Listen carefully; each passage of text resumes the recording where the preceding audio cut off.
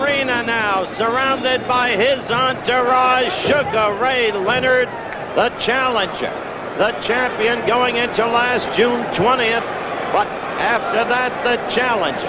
Sugar Ray Leonard surrounded by, among others, Angelo Dundee, his chief second and cut man, Jenks Morton, his old friend and trainer, and of course, Mike Trainer, his lawyer and in effect business manager. Sugar Ray Leonard, about whom suddenly there are so many questions. Is he in fact intimidated as you look at him by Roberto Duran? As we've suggested, can he change his boxing style? Will Duran let him? He has seemed to me, and I have known him so well since the Montreal Olympic Games, very tense, very overwrought, but he says he is extremely ready for this match, that he is stronger. Here comes the champion, the man who openly says that Leonard is afraid of him, the man who says that he will knock Leonard out this time, that it will be an easier fight than the last time when it was so close and Leonard was so valiant in defeat. Each man weighed in at 146 pounds. Their records speak for themselves. Sugar Ray, 27-1 with 18 knockouts. Duran, an incredible 72-1 with 56 knockouts. The reach advantage to Sugar Ray at 70.5 inches to Duran 66. But the man with the hands of stone, as you look at him, from Panama, has to be regarded as one of the greatest fighters in his weight.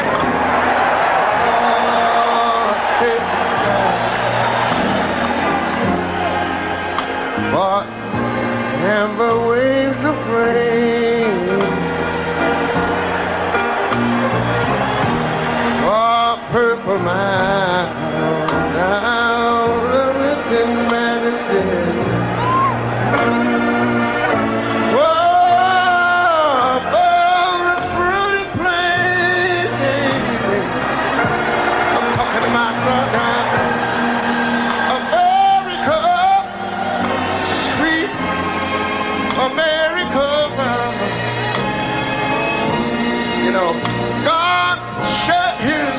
On thee, oh,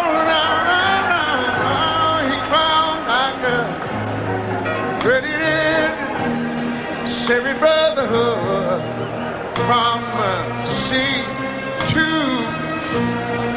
shining sea. You know, I wish I had somebody to help me here.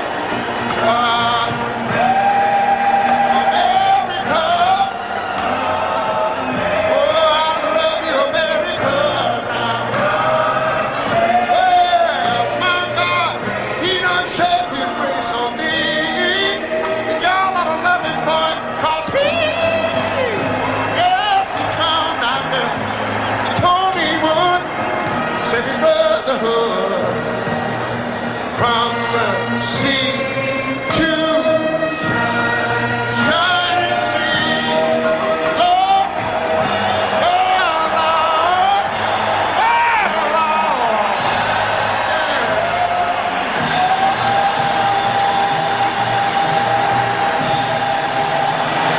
If that rendition didn't touch you, didn't move you, didn't cause a chill along your spine, I don't suppose anything could. What a remarkable man. What a remarkable performer. And now, as the crowd gives him a deserved ovation, he wanders toward his namesake, Ray Charles Leonard. And Leonard, who was very tense in the hours earlier, now seems oddly poised and confident. We'll be back with the start of the fight in a moment. Weighing in tonight at 146 pounds, the former champion of the world, Sugar Ray Leonard. Sugar Ray Leonard, there is the record already detailed to you, being introduced to the crowd here in the Superdome in New Orleans, Louisiana.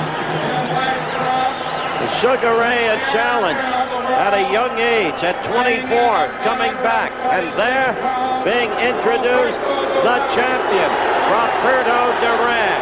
His only loss coming on November 17th, 1972, 10-round decision to Esteban de Jesus. He avenged that with an 11th round knockout over de Jesus March 16, 1974 in Panama City, Panama. So they are getting ready for the rematch.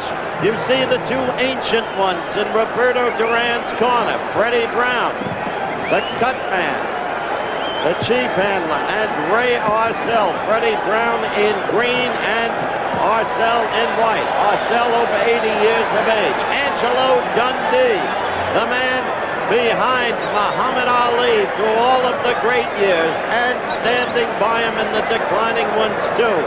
The referee, the third man in the ring, Octavio Mayron of Mexico, a skilled, good referee. We had him in Minter Antifermo too over in London. He did, on balance, a good job. The action begins. What you want to look for here in the early going is if Leonard can establish anything.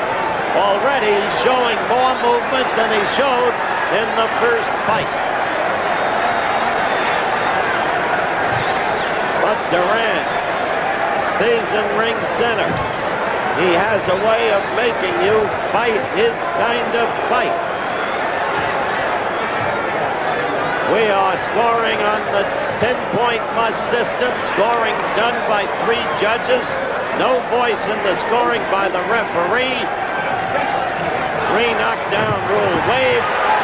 You see Sugar Ray Leonard dancing as Duran temporarily tries to get to him. Then a quick lunge by Leonard. I'll identify the judges in a moment.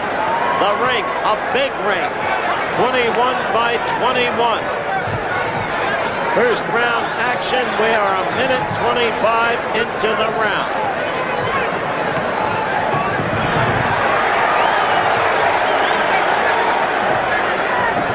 Duran, a fearsome looking man, no question.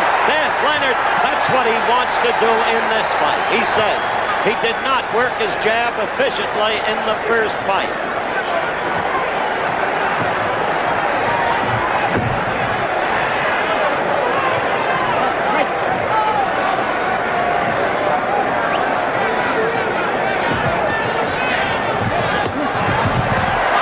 You saw Roberto try to get to the midsection.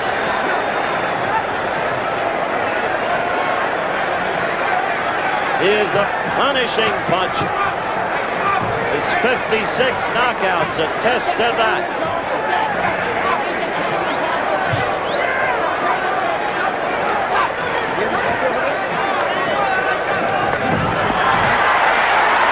Leonard covering as Duran is the aggressor. And Duran is so hard to penetrate.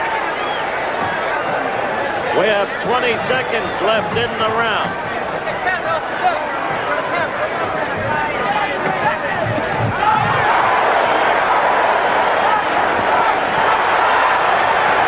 Leonard trying to put his combinations together. The end of round 1 at hand.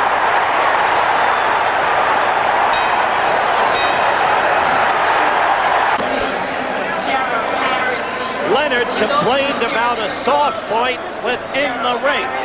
Dundee went over to test it. I don't know what, if anything, can be done about it or if anything should.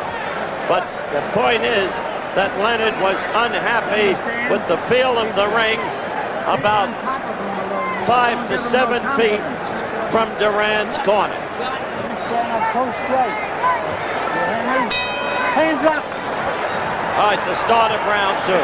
The first round, Duran the aggressor until the final seconds. Suddenly, Leonard started putting things somewhat together. Leonard showing much more movement. Now, that's the kind of action that we had throughout the first fight. Duran pulling Leonard against the ropes, but this time, Leonard got out and away quickly. Leonard has unquestionably built up his upper body strength, though it still doesn't match Duran's. Duran got in a good, quick right lead just seconds ago.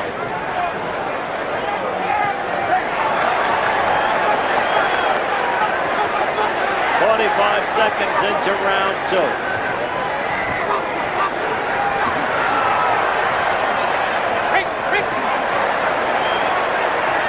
On the infighting, Duran, the stronger.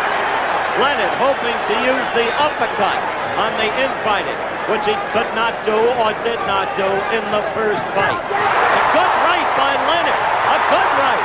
Stunned Duran. Duran in a fury going after Leonard. But Leonard caught him with a good chopping right. Now, Duran with that familiar leer, half sneer. Look at him. You see the smile across his face. Leonard sticking strictly to business. You see the Leonard movement.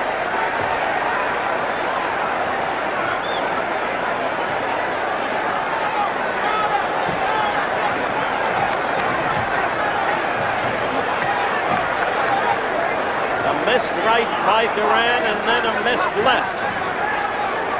As Leonard shows more movement in the early stages of this bout, Duran, who pulverized Leonard with a right hand in the second round of the first fight, has not been able to score in the early going the way he did last time around. Ah, you saw the uppercut, the Leonard right uppercut.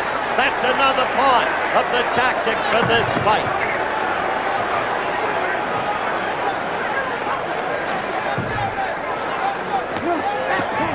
"30 seconds left in the second round. The best blow of the round, a chopping right by Leonard. It caused fury on Duran's part.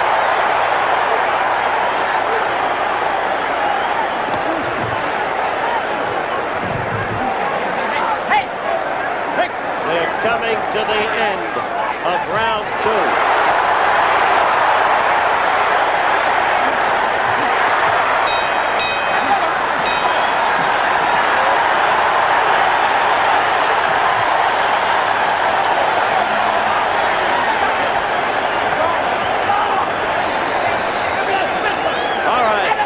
Let's look at a replay of that right scored by Leonard. First the left, there was the chopping right that stung Duran into a fury. Swinging wildly, he could not score effectively. Back came Leonard.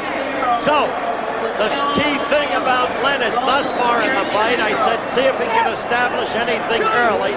A, he has established foot movement. B, he has established that he can use the uppercut. C, he is making Duran miss. And it shows in Leonard's attitude, because while you didn't see him smiling there's Duran. Knows he's in a fight. Furious over what happened to him in the second round. We've got a fight. Now as we start round 3, Ray Arcel just told Duran, got to keep him on the ropes. Pull him against the ropes, the way you did in the first fight. So far, Duran has not been able to do it. Good left lead by Leonard. And away from the ropes.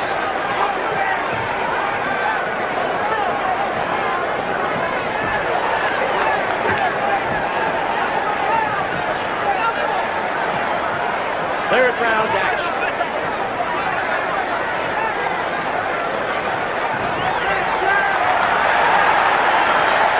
Dancing away from Duran. Making it Leonard's kind of fight. Still the very early going. One blow from Duran. Well, Leonard himself said the second round right in the first fight had him almost senseless until the 5th round. Now that's the way Duran wants to get him. Pull him against the ropes and hit him in the belly. Those blows to the midsection take so much out of him, accumulatively.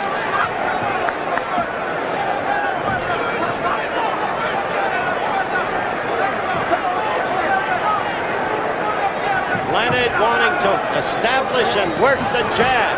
That's the way Duran fought the first fight.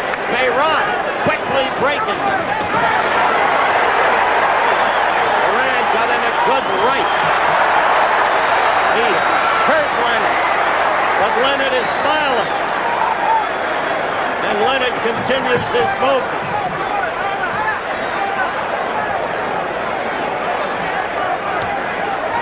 Two great athletes, no question about it.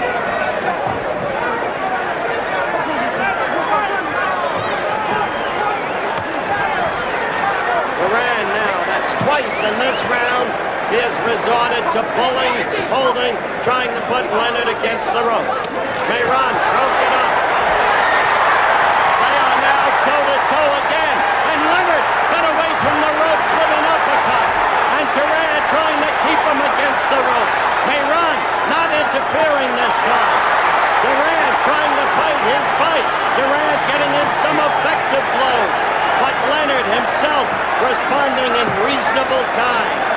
And so, we wear down round 3, and Leonard is openly smiling at Duran, and Duran is furious. The sneer is off his face. It is a different Leonard. There is confidence there. Now, Duran is staring at Leonard.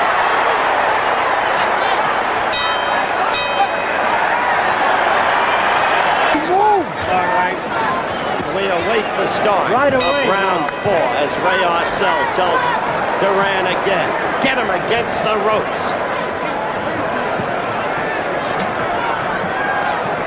Round 4 underway.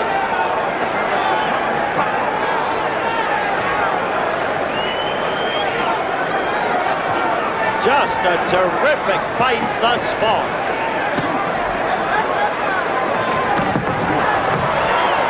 Let's see if Duran can continue successfully to maul Leonard the way he began to do in the 3rd round under the exhortation of Ray Arcel. Notice how Leonard tries to use the uppercut in close, how he ducked and made Duran miss. But Roberto is a remarkable fighter, indomitable. And one of the hardest punches for his weight classification who has ever lived. There's a blow to the midsection by Leonard, and that stung Duran.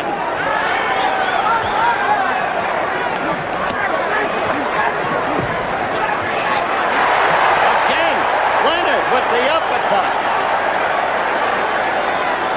I'll tell you this, Duran may clean up on Leonard before it's over, but he's got to respect this young man.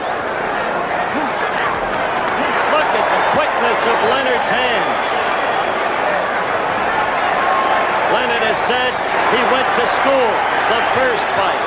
Well, we'll see. 15 rounds is a long time. The right by Duran was caught by Leonard, picked off. Leonard off balance. Remember, Duran is punishing with either hand. We are 2 minutes into round 4.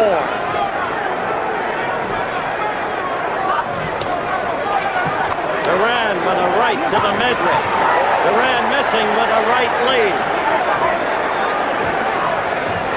Short with his blows twice. Duran. Leonard trying to work the left.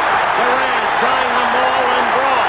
Halfway himself through the ropes, and Leonard getting out to ring center.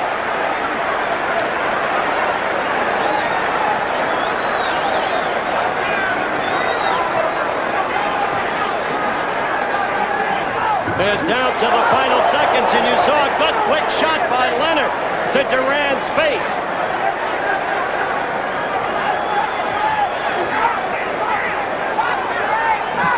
Counting down now toward the end of round 4. There you see Duran holding. Snap. Be the boss in here. Be the boss. The bell for round 5. Keep up the pace. Keep up the pace. Dundee kept screaming at Leonard between rounds. Be the boss in there. You've been the boss. Stay the boss. Well, I'll say this. It's certainly a better beginning for Leonard than in the last fight. Mayron breaking the fighters. Octavio Mayron. The three judges are Jim Bramell from Wales, Jean Deswert from Belgium, Mike Jacobs from England. They do the scoring. 10-point must system. No saving by the bell, except the final round. Usual rules. 3 knockdown rule waived. And a reminder, a big ring, 21 by 21. Oh, Leonard is in that soft spot that he complained about. You just saw the ring sink. He got away from there in a hurry, but now against the ropes. This time breaking away from the ropes, Leonard shot a right.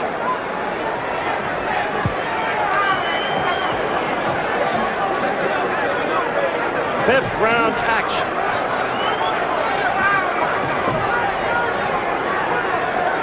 A minute and a half into it.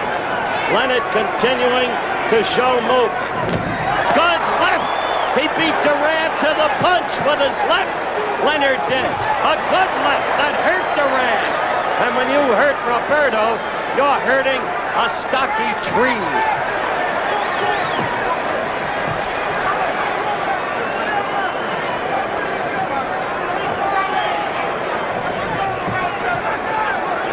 Two minutes into round 5. Leonard smiles. He was pulled to the ground. That was not a punch. That was not a knockdown. It was a pull, a push. And the crowd knows it. And Mayron knew it. And Leonard just smiled. But Duran is falling more and more on his part into the pattern of the first fight. Duran got in a good sharp right lead. It hurt Leonard. This is what Duran can do to you quickly from nowhere as we count down toward the end of round 5. Notice with Leonard against the ropes, Duran having him where he wanted him. Leonard started hitting him in the midsection and effectively. But this is the way Duran wants this fight to be fought as round 5 ends. Keep him on the ropes and punch. Round 6 is underway. It has been a tremendous fight. This, I said, had the look of a war, and that is what it has been.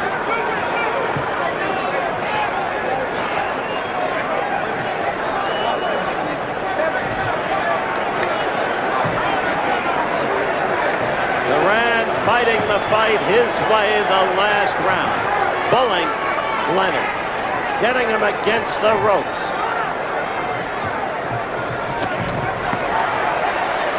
More and more now, as the fight progresses, Duran is working Leonard into the ropes. 50 seconds into round 6. Quick left jab by Leonard. Sneer by Duran.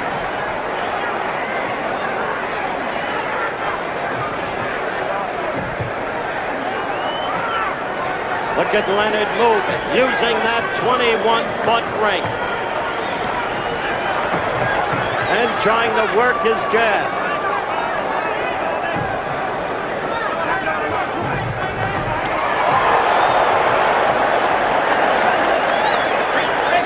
Leonard trying to ward Duran off. Mayron. Good left by Leonard as Duran caught it coming into Leonard. But there again against the ropes. It's noteworthy that the 3 judges are from Europe. On balance, they award points for boxing skill, not for falling and brawling. On balance, that's been their history. We are 2 minutes into round 6. Leonard trying to get to Duran's belly, not successful, though he did that.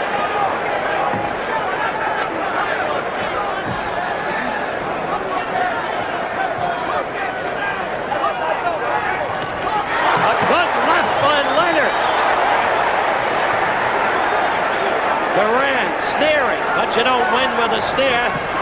Roberto's got to start scoring, too. A slip there in that soft part of the ring that Leonard complained about after the first round.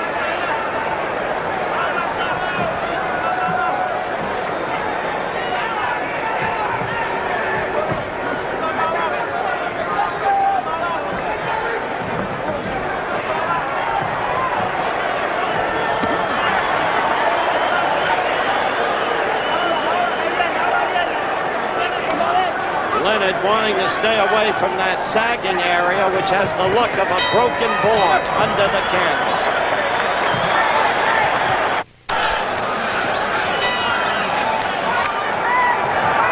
All right, the bell for round 7. Now Duran's corner is complaining about that apparently soft board over near Duran's corner.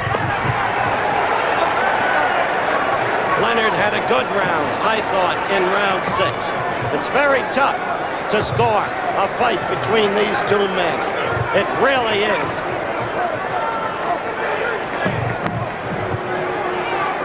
Dundee was telling Leonard, you got it in the bag. It's no contest up till now. But that's Dundee telling his man. I don't agree with that, though at this point I have Leonard slightly ahead.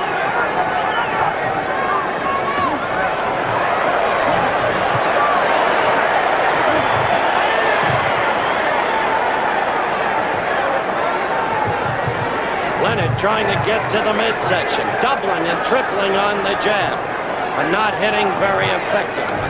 Again, go down, Dundee told him. Move down, then move up.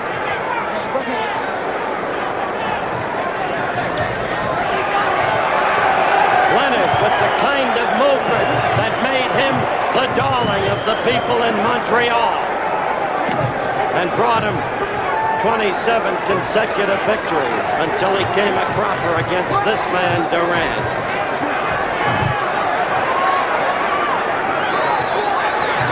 Round 7. Both men superbly conditioned. Leonard now, he better stop that. Duran is no one to play around with, to posture with.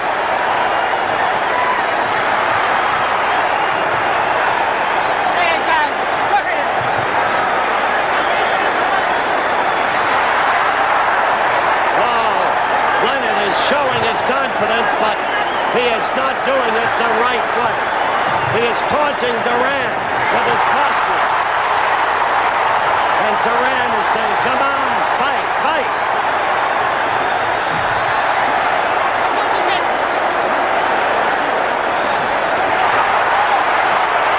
Leonard scored with a chopping right that hurt Duran.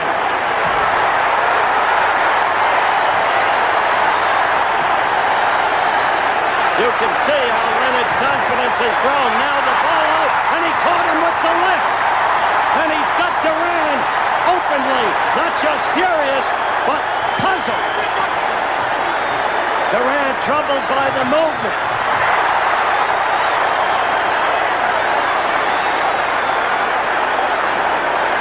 Dundee would be well advised, I think, to tell Leonard to stop that as the round ends.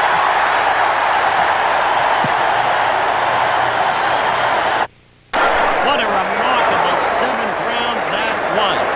Leonard flaunting his skills, taunting the opponent, getting away with it. Look in slow motion there. You saw the fake bolo attempt so that Leonard could score with the left.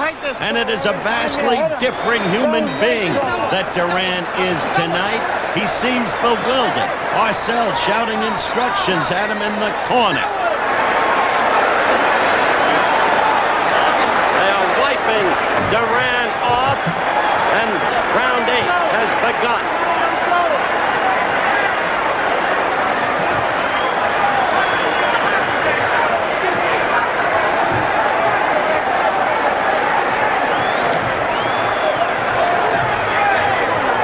What a fight. And what a different pace, establishing his movement in the early going. Establishing his ability occasionally to work that jab. Leonard has fought a totally different fight and not allowing Duran to bull him against the ropes every minute of every round, the way Duran did first time around.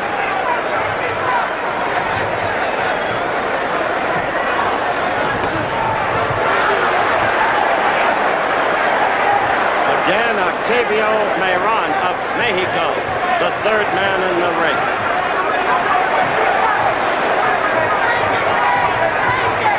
No posturing this round by Leonard. I think people have underrated the physical strength of Sugar Ray Leonard. He is much stronger than his body appears. You see the time. The pace is slackened in this round. It would have had to, I think. That time it was Leonard who was holding.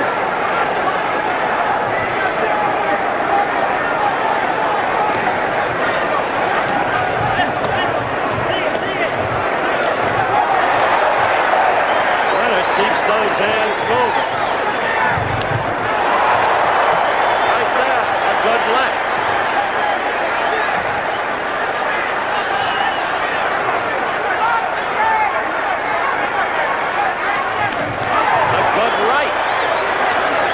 He is working Duran effectively.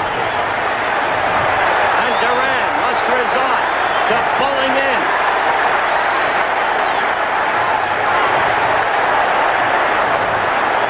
And he does.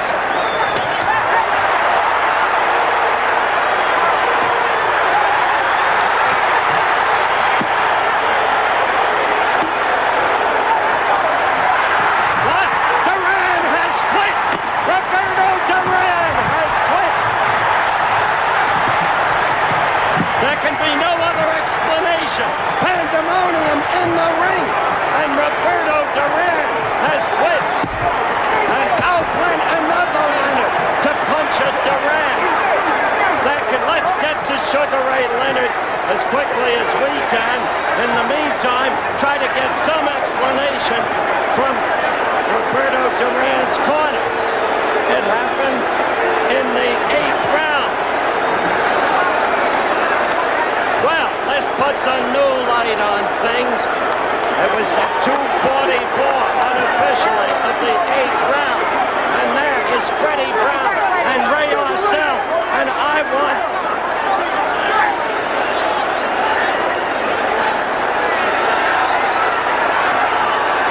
Sugar Ray Leonard has just come over to shake hands with me. Sure, I know this boy. And sure, he means something to the people of this country. They called him a creature of television. And he fought his fight tonight. Dundee in tears of joy. Duran being hugged. I tell you, that was the most inexplicable thing I have ever seen in the ring. The bully, the man who could stare you down. The man who could do anything, it seemed. But he couldn't. He had to fight Ray Leonard's fight. And Ray Leonard has proved himself an utterly great athlete.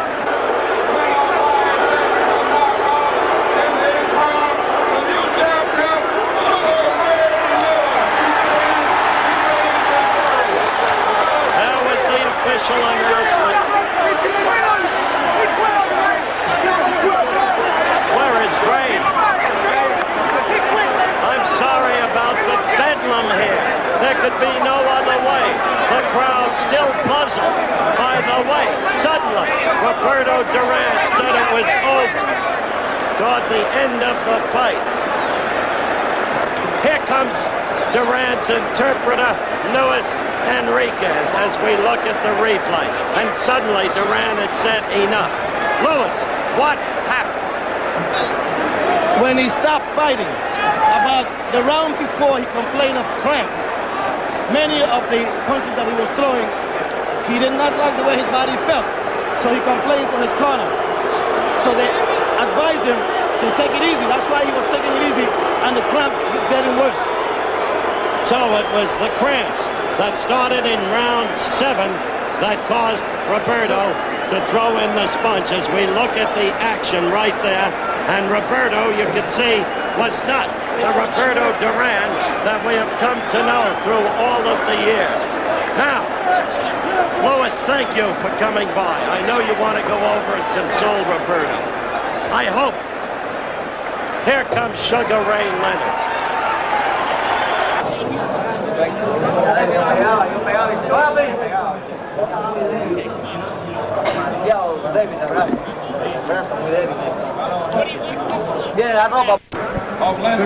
All right, we're in the dressing room with Roberto Duran and his interpreter and agent, Luis Enriquez. Now, Luis, exactly what happened in Roberto's words? Exactamente, ¿qué es lo que le pasó? Dile que me entró un calambre en el estómago y me puse bien débil de brazo y de pierna y por eso fue que dejé de pelear. He got cramps in his stomach and his body, and the upper body, and then his arms, and he got weaker, so that's why he stopped fighting. He quit the bout. Does this mean the end of boxing for Roberto? Posiblemente el final de tu carrera. Sí, ya no peleo más ya. Yes, I'm not fighting anymore. This is final, permanent retirement. Definitivo. Ya, definitivo, no Definitely, peleo. I'm not fighting anymore. Final opinion on Ray Leonard. What does he Última think? opinión de Sugar Ray. No, que peleó nada. Yo lo vi muy lento a él, pero no podía poner presión porque él tiene que dejar ese peso también. I saw him. Él no es nadie. Me ganó puntos porque me calambré y todo. I saw him very weak in the fight, but my body did not allow me to pressure him. But I didn't think he was that great. Tiene que dejar ese peso también. He also has to leave that weight because I could see that he was weak also. Well, thank you very, very much. Good luck. Muchas gracias, Thank you. Roberto. Thank you. Okay. The way it was, November 25th, in Roberto's dressing room, from Duran's point of view, at that point in time. Immediately thereafter, in that same dressing room, I went to Ray Arcel. Nobody questions Arcel's credentials, his distinction, his character, his integrity. This conversation. This, of course, is Ray Arcel, one of the two cornermen for Roberto Duran through his whole long and very great career, together with Freddie Brown, the other cornerman. Ray, at any point between rounds, did Duran complain to you about cramps or pains? Never, Howard. It's just said that his arm felt stiff, that's all. Were you surprised when he said he's through with boxing, he's retiring? Well, I wasn't surprised because I felt that sooner or later he would retire, maybe after this fight or after the Hearns fight, and that's what he was even talking about. And I've never seen this young man behave in this manner. I've been with him 9 years. He's been through tough fights, and I was absolutely astounded. I wish I could give you an honest answer, Howard, of what really happened. Well, I appreciate your honesty in expressing your puzzlement over the behavior. Frankly, do you think his pride was so destroyed by the manner in which Leonard fought him that he just decided it wasn't worth it anymore? There's a possibility that you may be right, Howard. I don't know whether it was frustration or whatever you might have said. I'd have to find out. I have to talk to him. I have to talk to his doctor to find out after he examines him if there is something wrong with him. But I heard you in the corner. You were telling him exactly the right things, that he had to fight his fight, that he had to get Leonard against the ropes, and yet it was Leonard who was able to fight his fight tonight. Leonard controlled the fight. No question about it. Yes. I'm sorry to end it this way, Ray. All right, Howard. You've always been very kind to us, and we have to tell you the truth, and if I knew more about it, I'd be glad to relate it to you. Good luck to you, old friend. Thank you. So that was Ray Arcel. I want to be absolutely fair to Mr. Arcel. I've known him 30 years of my life. He is one terrific human being. He is over 80 years of age. He couldn't fly out here. He didn't even want to go to our studios in New York. He's been so beleaguered and so distressed since the fight and the way it ended. He did say to me that he later was told by another handler in the corner who spoke Spanish that Duran did complain of stomach cramps. And you observed very quickly in one of our pictures that there was, in fact, an ice bucket placed against Duran's stomach at the very end of the 7th round. But in all our review of all of our tapes, that was the only time we saw the ice bucket. That much made clear to you. I would like now to turn my attention to the champion again, Sugar Ray Leonard. First, Ray, do you feel cheated by the furor over the way the fight ended and the apparent fact that you're not getting a lot of ink, a lot of attention, a lot of being called a great champion? It doesn't bother me, Howard, because what was shown is quite evident. I beat Roberto Duran, and I beat him my way. The press, they said, by Duran quitting, does it tarnish my victory? How can it? I'm asking you. No, I don't feel it has. If I had complained about arthritis, or I said the reason I couldn't move in Montreal was because I had hemorrhoids, who would have believed it? No one. But you didn't have arthritis. Yes, but who's to say he had cramps? All right, leave that for the moment. Did you feel Duran weakening very early in the fight? In the third, fourth round, I noticed that Duran was watching my feet, my movement, the way I was going around the ring. And inside, he wasn't as strong as he was in the first fight. And that was because I was stronger. If you really look close at both fights, you would notice that the first encounter, Montreal, I was very thin. Duran looked huge. This time around, Duran was thin. I was huge. Interesting. Yet he came back and gave you a good going. In the fifth round, you remember Dundee said to you, you lost that round. Wake up, true?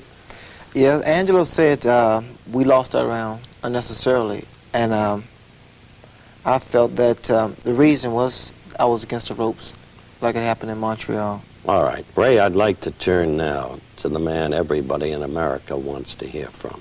I want to go to our affiliate studios in Miami and to Roberto Duran, surrounded by his, there he is, his physician, Dr. Nunez, and his interpreter, and that's Luis Enriquez.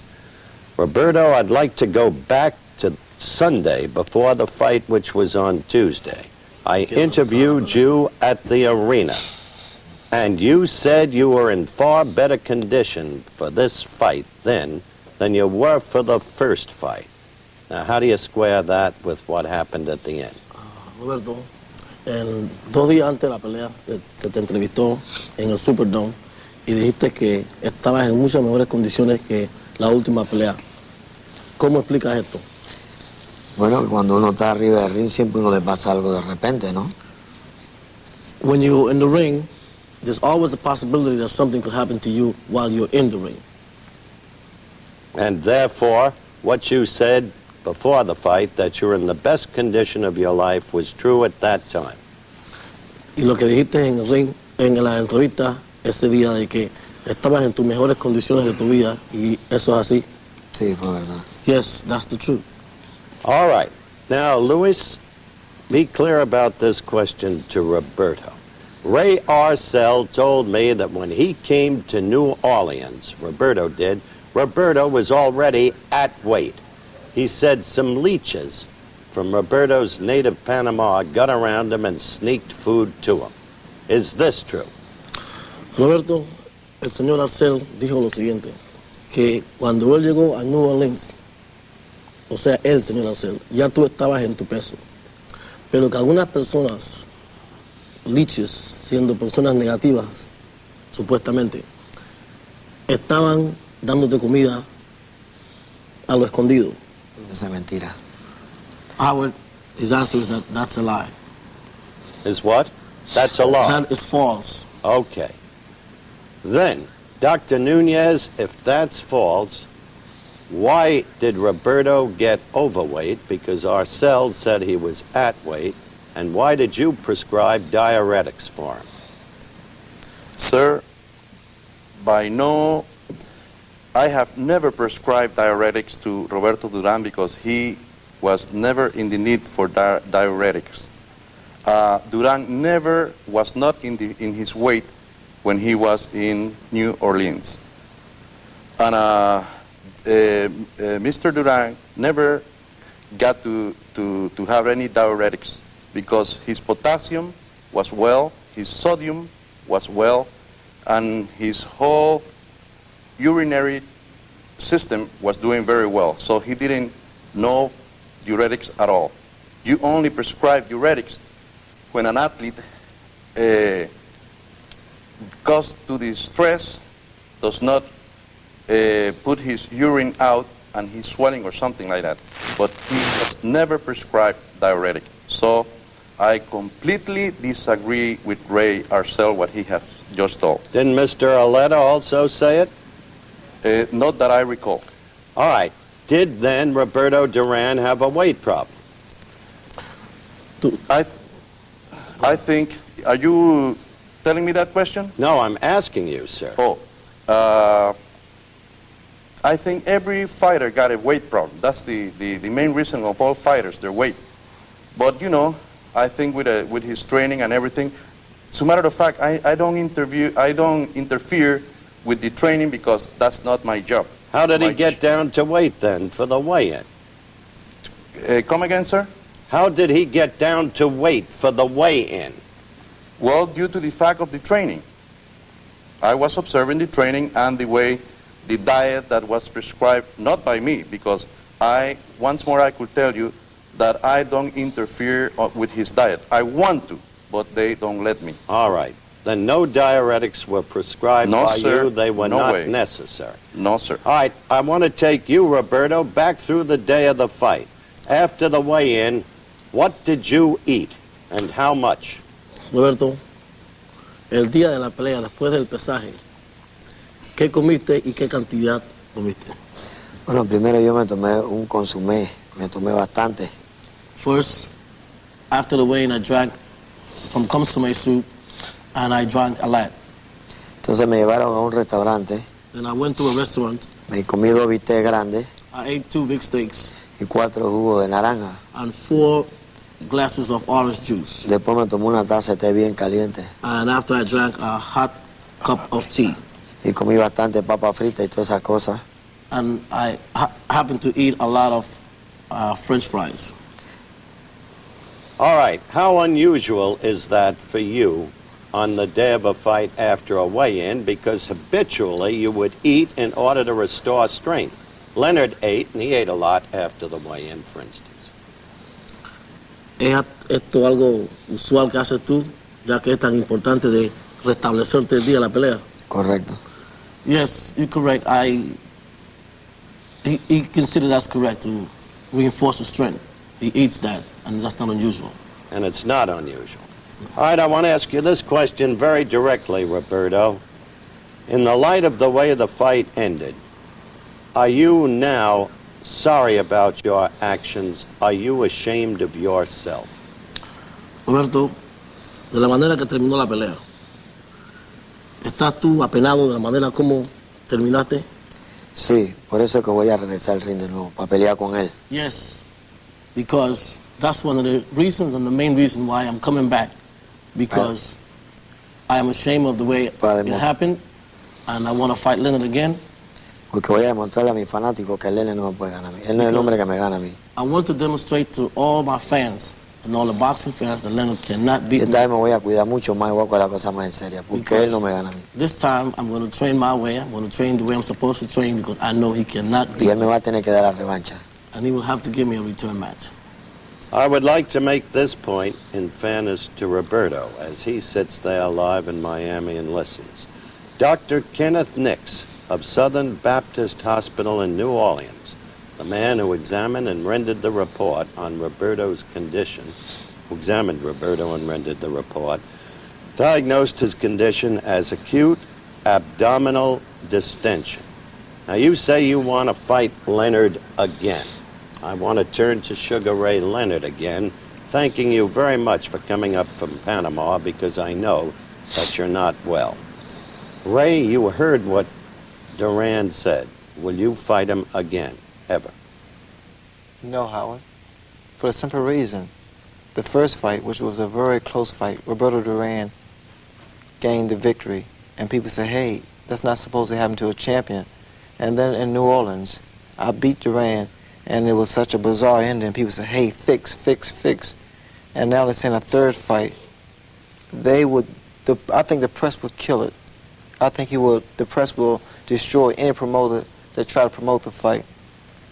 I feel that it wouldn't be in the best interest of boxing. All right. Implicitly, Ray, you've just touched on another factor, perhaps without even realizing it. So I must go back to Roberto and Luis Enriquez. Innuendos, allegations, nothing in any sense proved about you, Roberto, and the stories have been suggesting that perhaps you were taking or sniffing cocaine. Is there any truth to this? Roberto, después de la pelea han habido muchos comentarios, diversos comentarios en respecto a tus condiciones físicas. Y uno de los rumores más bochornosos que han existido de que tú posiblemente usaste cocaína antes de la pelea. ¿Algún día tú has usado alguna cocaína? No, yo ni fumo cigarrillo ni nada de esas cosas como yo droga. I don't use any drugs. I don't even smoke cigarettes. I don't get involved with none of these things. Never in your life? Nunca. Nunca. Never in his life. Howard? Yes? May I say something about that? Yes. Some of the reports that came about that, as you may have noticed, have been reports of negative reaction towards Duran fans, Duran family, and the Panamanian people, most of all, because this is where he lives. Never in his career has Duran been accused or involved or rumored, never in his life until this fight, that he had been using cocaine or any other drug. And it's quite unjustifiable for any reporter, which I have read the reports, to bring, now that he lost this fight, any kind of negative report about Duran using any cocaine. Louis, we've gone as far as we can go, as far as time permits, at least. I suppose this will never be answered as to why he quit. There are theories. One was the cocaine theory. Another was a fix of the fight. Absurd. The man got $8 million. Louisiana State Boxing Group fined him $7,500. They couldn't get more because the remaining monies were already paid under an irrevocable letter of credit. So therefore the idea of a fix is totally unlikely. In fact, I consider it indeed impossible. I want to ask Roberto Duran one more question, though. Roberto, there was no urinalysis after that fight. I don't know why. You don't know why either. Perhaps the bedlam prohibits. No había deshidratarse tampoco. But is your story still the exact same as to why you quit? Roberto, después de la pelea, no hubo ningún resultado de la orina tuya y no hay ningún récord de ese resultado. Siendo eso verídico, tu historia o lo que tú contaste o la razón por la cual dejaste de pelear es la misma. Sí, señor. Yes, sir. The answer is yes. Would you quit again under the same circumstances? ¿Tú pararías de pelear bajo las mismas circunstancias? Si me da un dolor de nuevo, ¿por qué no? Yes, if I have pains. Yo no soy un Superman.